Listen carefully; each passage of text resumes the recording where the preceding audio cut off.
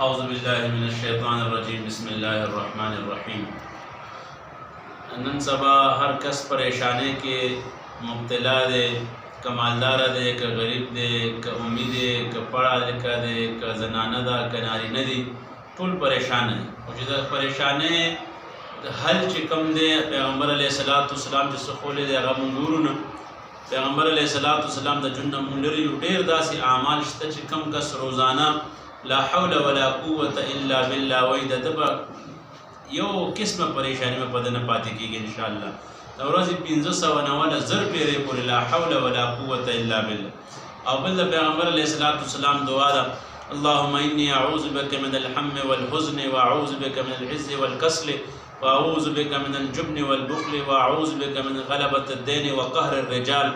سحر مانځنه پس دا پیغمبر علیه السلام دا دعا فرمایله. بلکې یو انسان باندې څومره قرضونه د غرونو برابر که قرض وي الله به ختموي. د دې اهتمام سحر سورت یاسین وی، دغه شان د دې مسنون دعاګانو اهتمام کول، الله پاک به انشاءالله ټینشن او غم پریشانی دا ټولې به الله پاک انشاءالله ختموي. د درود شریف کثرت کول، الله پاک به انشاءالله دا ټولې پریشانی ختموي.